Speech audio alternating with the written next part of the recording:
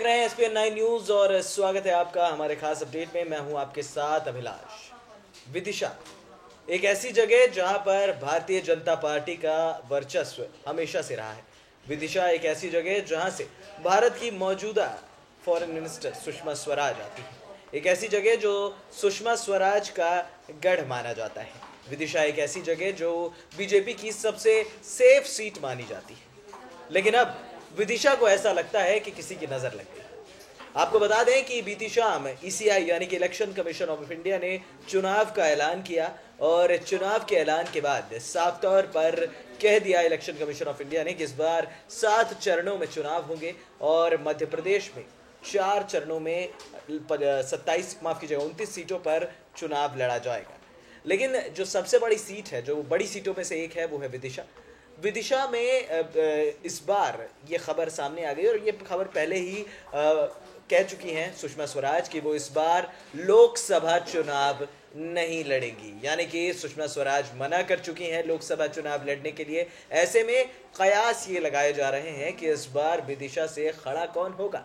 Bharatiya Janata party ने फिलहाल उम्मीदवारों की लिस्ट तो जारी नहीं की है। मध्य प्रदेश में टाइगर यानी कि पूर्व मुख्यमंत्री शिवराज सिंह चौहान तैयारियां शुरू कर चुके हैं, लेकिन यहाँ पे जरूरी है कि आप शिवराज सिंह चौहान के अलावा और कौन सा ऐसा उम्मीदवार होगा जो विदिशा से खड़ा होगा। हालांकि कैलाश विजयवर्गीय का भी नाम सामने आ रहा है। ऐसे में अगर बीजेपी को हराना है और मौके का फायदा उठाना है तो इस बार जरूरी है कि कांग्रेस की तरफ से कमलनाथ को टिकट दी जाए। बीते साल जब विधानसभा चुनाव, मध्य प्रदेश विधानसभा चुनाव के नतीजे सामने आए तो ये बात साफ हो गई कि इस बार विदिशा में एक बड़ा झटका बीजेपी को लगा है और कहीं ना कहीं पिछले 15 सालों से जो सरकार थी वो खत्म हुई। ऐसे में लोकसभा के लिए भी कयास लगाए जा रहे हैं कि क्या कांग्रेस की सरकार में अब इस बार विदिशा की सीट कांग्रेस हथिया पाएगी। हालांकि छिंदवाड़ा की सीट की अगर बात की जाए तो छिंदवाड़ा अपने नाम कर चुके हैं, हमेशा से ही उनके नाम रहा है, जिनका नाम है कमलनाथ, जो मध्य प्रदेश के मौजूदा मुख्यमंत्री। ऐसे में विदिशा से अगर वो चुनाव लड़ने की तैयारी करते हैं तो ये बीजेपी के लिए एक बहुत बुरी खबर होगी, एक बहुत बड़ा झटका होगा, क्योंकि हम सभी जानते हैं कि कमलनाथ का वर्चस्व पूरी तरह से एमपी में बोलता है, मध्य प्रदेश में तूती बोलती है कमलनाथ की, और स्पेशली छिंदवाड़ा में तो उनका राज है। ऐसे में अगर कमलनाथ विदिशा से चुनाव लड़ते हैं, विदिशा से लोकसभा लड़ते हैं, विदिशा की सीट से, तो कमलनाथ एक बड़ा एडवांटेज हो जाएंगे यहाँ पर कांग्रेस के लिए। पिछली बार जब लोकसभा चुनाव हुए थे 2014 के, तो उस दौरान जब मोदी लहर चल रही थी तो मध्य प्रदेश की 29 में से 27 सीटों पर कब्जा हुआ था बीजेपी का और 2 सीटें कांग्रेस ने अपने नाम की थी, एक गुना की सीट और एक छिंदवाड़ा की सीट। ऐसे में इस बार क्या पूरी तरह से मौका भुना पाएगी बीजेपी? ऐसे में इस बार क्या बीजेपी के पास कोई ऐसा उम्मीदवार है जो कमलनाथ को कड़ी टक्कर दे सके? हालांकि दिग्विजय सिंह का नाम भी चल रहा था, लेकिन इस बार दिग्विजय सिंह को हो सकता है कि इंदौर लोकसभा सीट से चुनाव लड़ा दिया जाए। दिग्विजय सिंह का वर्चस्व हम सभी जानते हैं कि बहुत अच्छा नहीं रहा है, लेकिन दिग्विजय सिंह को मध्य प्रदेश की जनता अभी भी एक्सेप्ट नहीं करती। हो सकता है कि अगर दिग्विजय सिंह की उम्मीदवारी को लेकर बात होती तो बहुत पहले हो सकता था ऐसा कुछ विधानसभा चुनाव के दौरान, लेकिन दिग्विजय सिंह को सामने ना करके, यानी कि आगे ना लाकर, ये बात तो कांग्रेस पार्टी ने साफ कर दी है कि वो दिग्विजय सिंह से अब कोई भी मतलब उम्मीद नहीं रखते हैं मध्य प्रदेश में। ऐसे में क्या कमलनाथ का यहाँ पर आना, सुषमा स्वराज का ना लड़ना कांग्रेस के लिए एक बड़ी खबर है?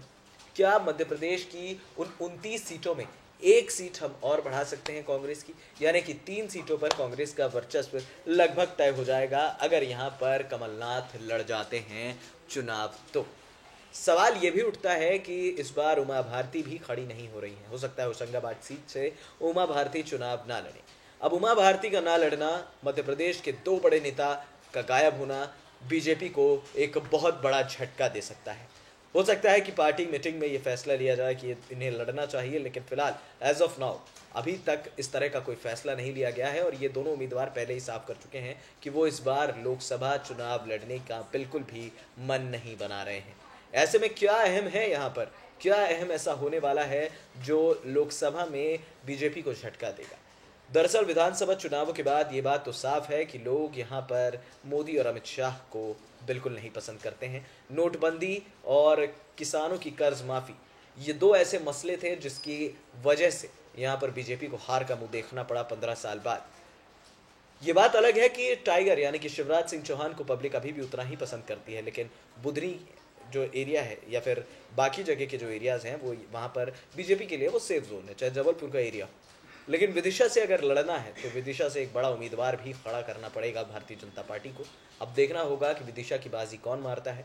फिलहाल खबर तो यही है कि कमलनाथ विदिशा से चुनाव लड़ते हैं, और अगर लड़ गए तो इस बार कांग्रेस की बल्ले बल्ले होने से कोई नहीं रोक सकता। फिलहाल इस खास अपडेट में इतना ही, हमें दे दीजिए इजाजत। और हाँ, हमारे चैनल SPN9 न्यूज़ को सब्सक्राइब करना मत भूलिएगा। नमस्कार।